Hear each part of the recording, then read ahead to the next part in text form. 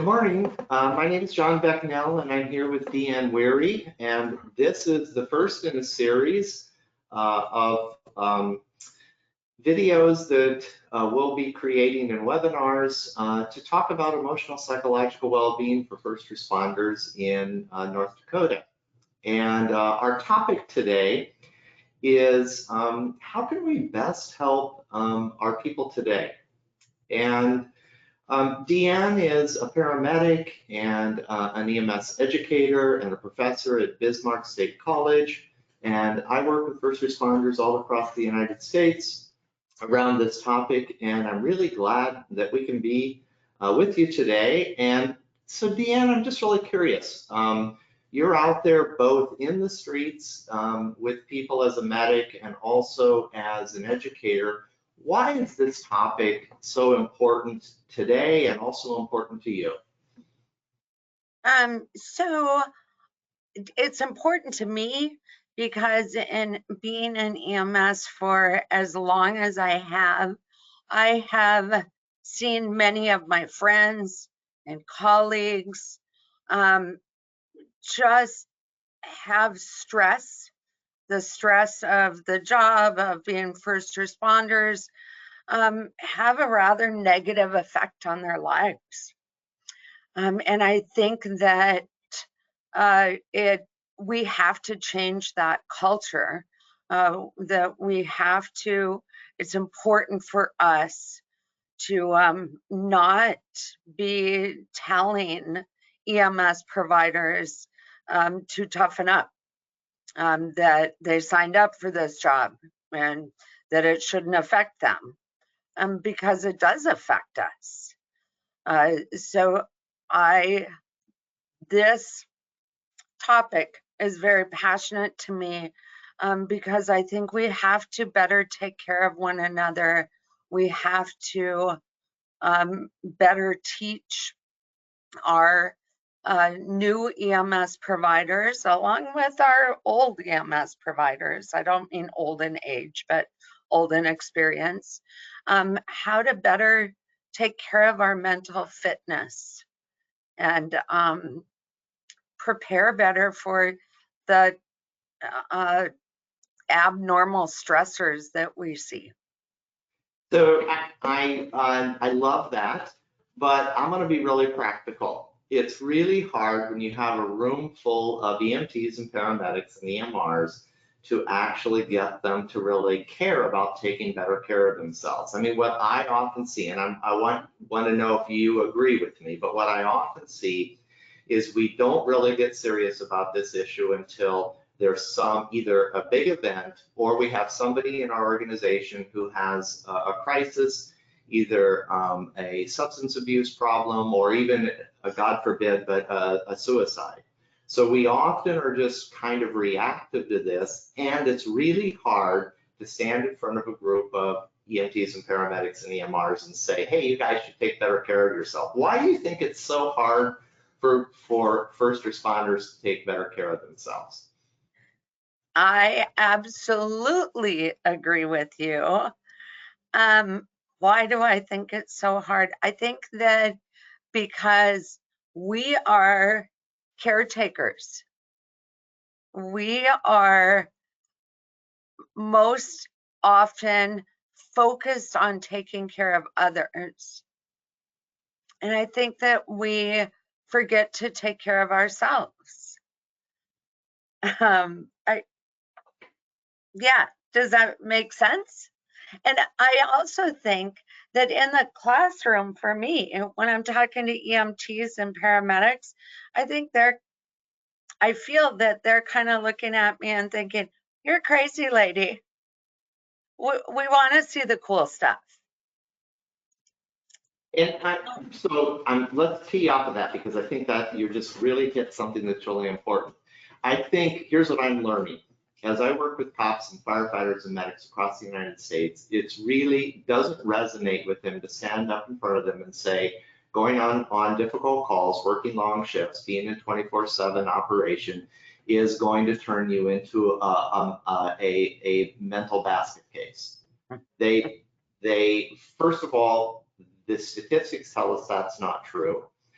uh, for the majority of our people. And the second thing is that they don't want to hear that because of just what you said. We like to see ourselves both as helpers, rescuers, and we take care of everybody else. And we assume that we're going to be okay. And so here's what we're learning, and I'm curious what you think about this. Here's what we're learning is that to answer today's question, how can we best help our first responders today, is to not spend a bunch of time talking about stress, overwhelm, PTSD, substance abuse, depression, but instead help them focus on their experience. So what we're learning is that when we have first responders who have a better daily experience, in other words, on more days than not, they're driving home from work or after their shift, feeling positive about what they've done, feeling positive about themselves, that when the big stuff comes, they're more resilient, they're able to stand up to it, and their families pay less of a price for them being in there. So what we want is on a daily basis, EMTs, medics,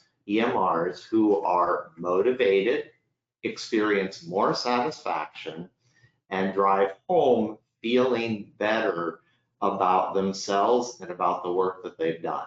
So how does that sound to you? Absolutely. How do we do that, John?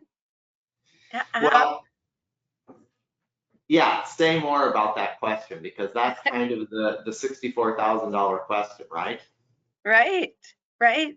Can you give us suggestions for that?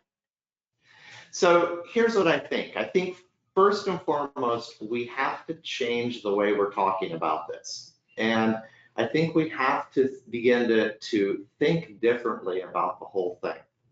So what we've done is we've wound up presenting seminars on stress management, on big events, on PTSD, all of that kind of stuff, and all that's doing is turning people off.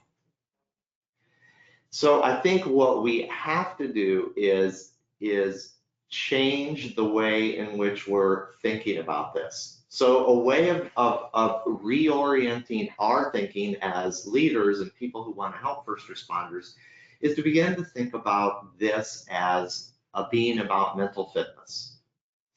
And if our people are mentally fit, we know that they are going to, when the tough stuff comes, they're going to respond to a different. So a good way to think about this is to think a little bit about physical fitness, right? So physical fitness isn't automatic. It is something that we work with, and physical fitness is not a state that we suddenly arrive at and then we don't have to do anything more with it. So the same is true with mental fitness. So mental fitness is this being in tip-top shape or the best shape that we can be for whatever is ahead. So so the first thing I think we have to do is reorient the way in which we're thinking about this. And the best way to think about mental fitness is to begin to think about how do we help our first responders have a better daily experience. So that starts with, so I'm curious, when you hang out with both your students and in the field when you're working as a medic, what do you hear? What do most of what's the biggest complaints you're hearing? So it depends on where we're at.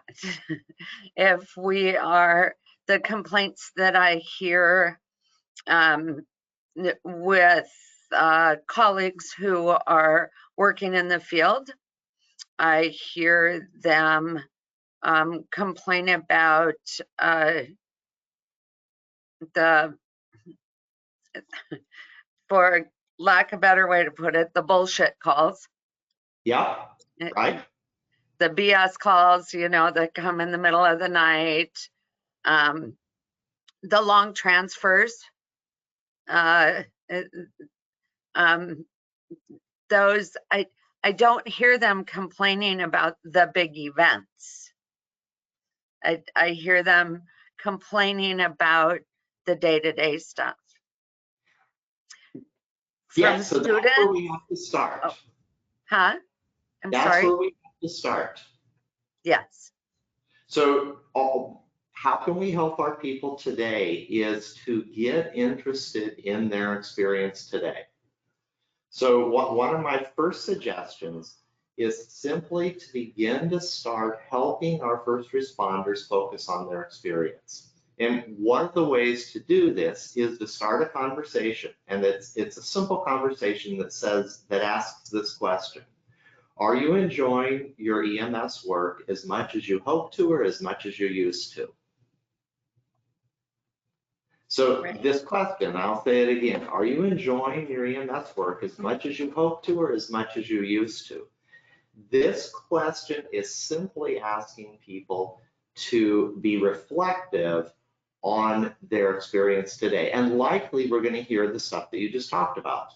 Just talked about the BS calls, the calls that are the 911 abuse, or we're going to hear the conversation about sort of what we call the operational BS, you know, like, oh, I have to work this shift, or oh, we have to go on this transfer, and it's just going to be a 3 or 4 hour drive, and all of that kind of stuff is the stuff that is what we find is eroding people's experience. So the first thing is to get people to start talking about their experience. Now, the problem with that is you're going to hear a bunch of complaining, right? Yeah. So here's what I'm curious about is what do you think most people are going to say when we ask that question of, are you enjoying or are you as satisfied with your EMS work as you hope to be or as you used to be? What do you think we're going to hear?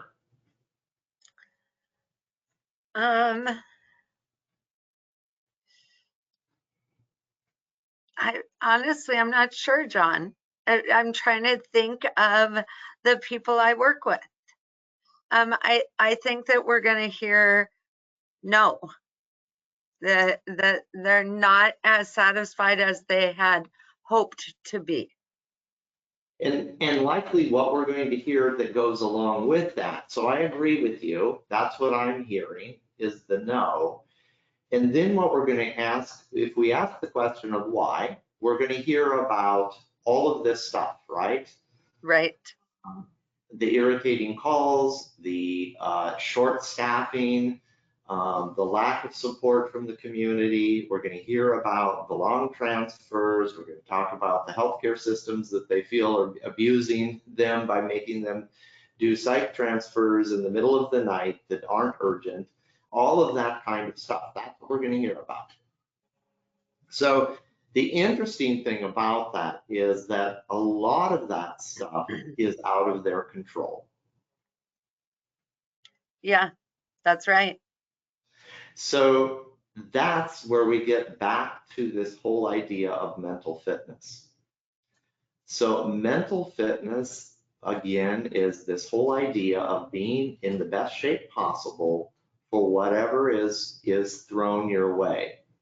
So a way that we begin to talk about that is if we want to have first responders have a better experience. So if the answer to our question is how do we help our first responders today, what's the best way to do that? If the answer to that is to help them have a better daily experience, then the work that we have to do is help change the way in which they're experiencing the stuff that they have every day. Now, this is hard work, right? Oh, it is. Yes, it is. Because the problem is that it almost seems too simple. Because what we're going to ask people to do, and I'm going to make several suggestions here. is the first suggestion I'm going to make is, if you want to help the people in your organization, simply start a conversation about how they're experiencing it. And what you want them to do is just to begin to put into words how it is that they're experiencing it. And the question about, are you enjoying it, or are you as satisfied as you used to be or as you hope to be, helps them be reflective on what they're doing. So the follow-up question to that, so Deanne, if I ask you, are you enjoying your work as much as you used to, or as much as you hope to, and you say no, follow-up for that is of course the why. And then I'm going to hear all of the reasons why. But underneath that, what we can begin to do is help people focus on what's out of their control versus what's in their control. So that leads to my second suggestion, which is, really going to be help our people focus on the stuff that they can control. The stuff they can control? Yeah, so let's talk about that, right? Right. Because in the course of an EMS day, how much stuff's out of your control? Tons, right? Yeah, most of it. Do you get to choose what calls you go on? Not usually. Yeah. Do you get to choose what the patient's going to be like? No, no. So, and you don't really even get to choose what's going to happen when you get to the hospital. You don't get to choose if it's one of those dead days where all you do is sit around and wait and wait and wait. So there is so much in the EMS day that is out of our control. And here's the human nature. The human nature is that it is really, really easy to spend our time and our energy focused on the stuff we can't control. But here's the deal. When we focus on what we can't control, we're almost guaranteed to have a more miserable day. Well, yeah, I would agree, because we're focusing on negative. So, and negative feeds more negative. And let's think about this. What does it make you feel like when you spend your time focused on stuff you can't control? Does it make you feel more empowered or less empowered? Less power, because you feel frustrated. Yeah. You can't do anything about it. And so I know this is going to sound really, really simple to people, but when we spend our time, energy, bitching, moaning, whining, and complaining about the stuff we can't control, our misery index rises. We feel, yeah, and we're much more likely to drive home from work feeling like it was a wasted day. Like, why did I ever get into EMS? So one of the ways we help our people, and this is simple and absolutely the hardest work you'll ever do, which is to help our people begin to focus on the stuff they can control. So I'm guessing you wonder, if you're the typical skeptical paramedic, you're going to say, how do you do that? Right. Right. How do you do that? Well, first of all, I don't want to pretend that we're going to walk in and in one meeting change our organizations. So, and we're not going to change EMT medic EMR behavior overnight. But here's the deal. The deal is that if we're going to help people focus on the stuff that they can control, it will be an ongoing conversation. And it has to be done gently and kindly. So if you and I are working together and you're really frustrated because now it's 3 o'clock in the morning and now we have to drive for 45 minutes to pick up a patient who's a psych patient that we're going to haul to Bismarck, and likely we'll drop the patient off, and before we get back to our station, the patient will probably be released and be on their way back too. Okay? So Likely. yeah. So if we're working together, we're working together, what about that situation can't we control? Or what about that situation can we control? I can't control that. It's part of my job and I have to do it. That's right.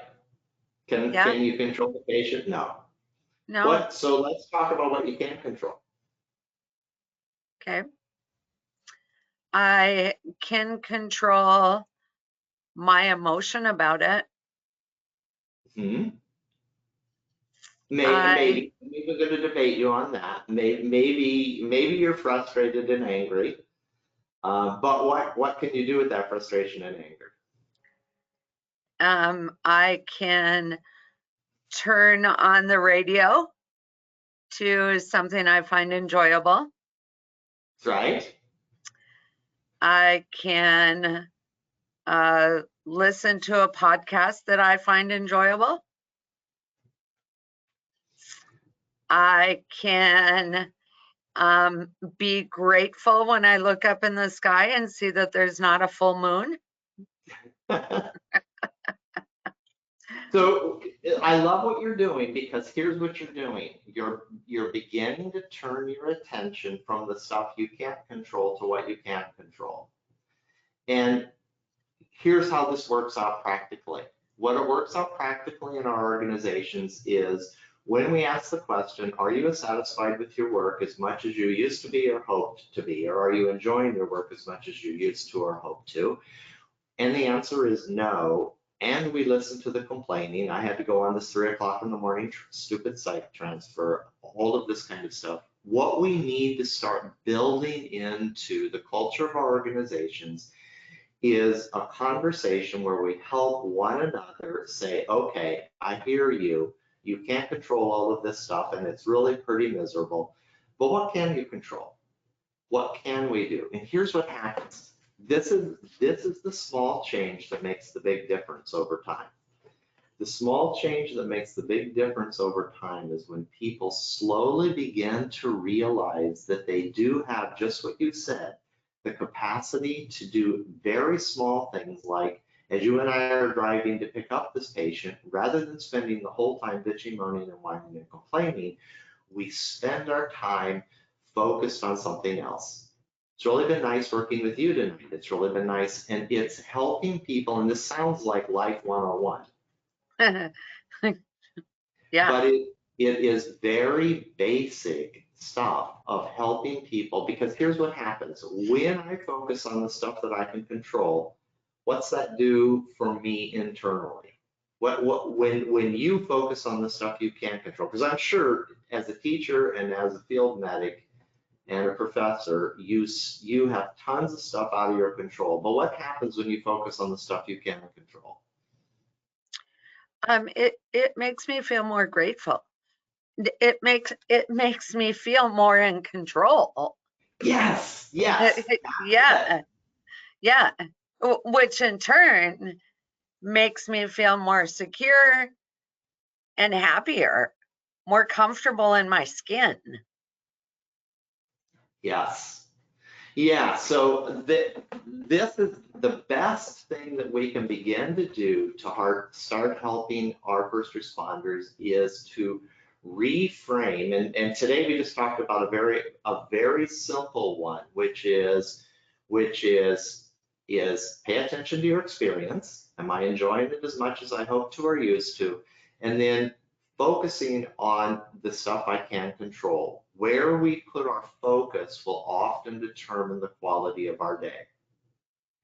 And if we can help one another begin to focus on on the stuff they can control, the misery index will go down. Because here's the deal, I don't know that short staffing is going to improve in North Dakota. I don't know that we're going to get the attention and the funding that we need for EMS to be better. But just because those things make our people more miserable doesn't mean they're going to develop PTSD and fall off the edge of the emotional psychological cliff. Likely not. And if we tell them that, they're not going to believe us and they're just going to shut down. But if we start talking to people about having a better day, what if you could drive home from work experiencing your EMS role more positively? That might help people change. What do you Yes. think about this approach? I think that this is what we need to be doing. Oh, I think that we can help each other be more mentally fit, like you say. We can, yeah. I think that for myself, I'm not gonna lie, it's frustrating because it takes so much, it takes a lot more effort to uh, encourage people or get people to focus on the positive rather than it's like our brains, our psyche is a magnet to negative. Yeah. Yeah, it sure is. And you're absolutely right. This is the hard work, the hard work. So imagine this, imagine that you had an EMS organization that was more oriented toward the positive than the negative. And this is really hard because to be a good EMS person, a good medic, a good EMT, EMR is to focus on the negative. Imagine the worst thing happening, prepare for the worst thing happening. But when we begin to start turning this around, so here's the suggestion, because I love that you were honest enough to say it's hard in your own life. Mhm. So here's my last suggestion for today. My last suggestion is if we want to help our people today, it's not only changing the orientation toward thinking more about mental fitness than breakdown, and also beginning to start helping our people evaluate their experience and focus on the stuff they can control. But I think the most important thing we can do is ask ourselves, am I practicing mental fitness in my own life?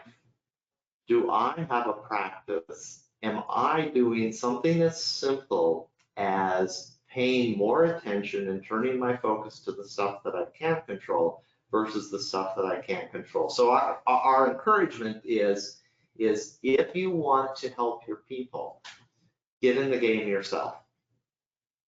You're right. Yeah, absolutely. I don't think that I feel like the one of the best characteristics of leadership is leading by example. So I think it's important for us to make that change. And one of the things I appreciate about you, Deanne, is that rather than go out and proclaim something that you don't experience in your own life, I know that this is something that you are working on in your own life, which is to say, how do I not feel that I'm a victim of whatever circumstances come my way, but that I'm actually have some capacity to be a change agent in my own life. Yeah. Thank you, John. Yeah, so I really appreciate you talking today, and we just uncovered one little portion of this, and in the upcoming webinars and videos, we'll continue to talk about this whole idea of mental health and how we can help one another and help our organizations and help the first responders all across North Dakota have a better experience. So thank you for talking with me today. Thank you. Thank you for helping us work on this important topic, important issue here in North Dakota. I think we can make a huge difference for our first responders. Great. Thanks, everybody.